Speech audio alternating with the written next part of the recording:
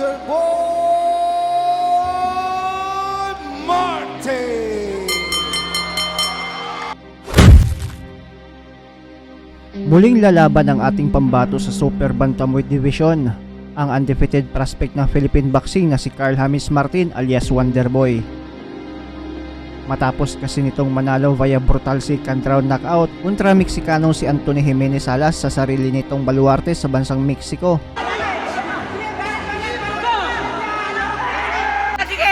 Sige, banat, parang ipigilin dyan, okay? Ay muli na naman itong mapalaban ngayong December 7 kontra pa din sa isang Meksikano. Ito ay si Ruben Tostado Garcia.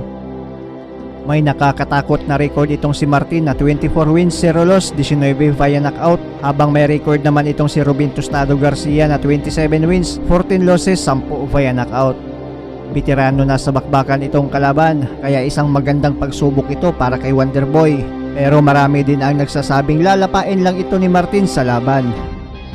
Bago ang nasabing bakbakan ng dalawa, silipin muna natin ang huling laban ng dalawa at suriin kung may pag-asa bang maka-upset itong Meksikanong si Ruben Tostado Garcia.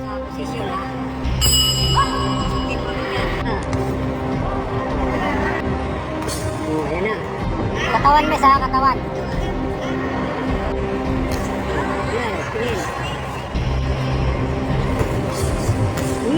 Yan. Isa pa. Kapitan mo mes. Pilit ka na pumunta.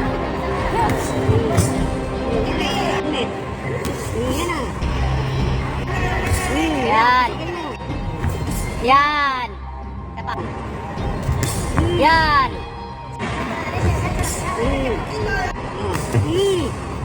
Tanos. Lapit.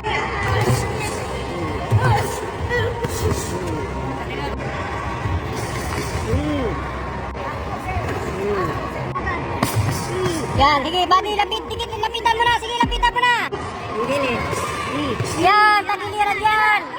6 round. Ay, no, 10 round. Yan. Depensa lang ha, angat kamay lang ha. Yan, sapa.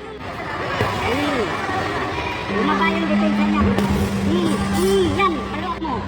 Sundan mo. Yan, sige pa, yan, sige. Yan, sige.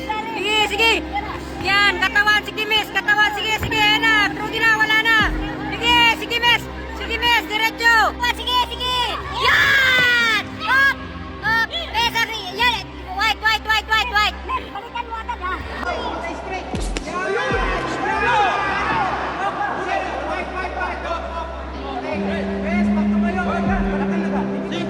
Miss, lapitan mo na agad, wag mo na papormahin. Yan, sige.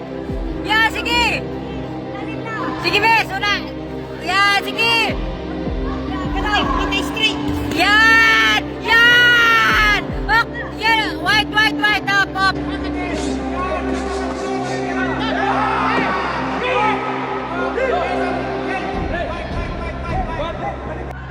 Oh! Lapit, miss! Sige!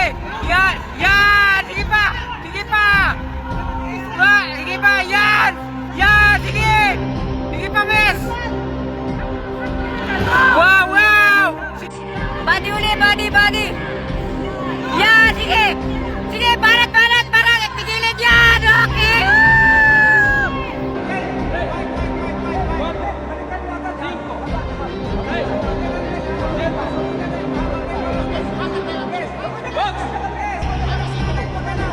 Woo! Nice! Woo! Pasok.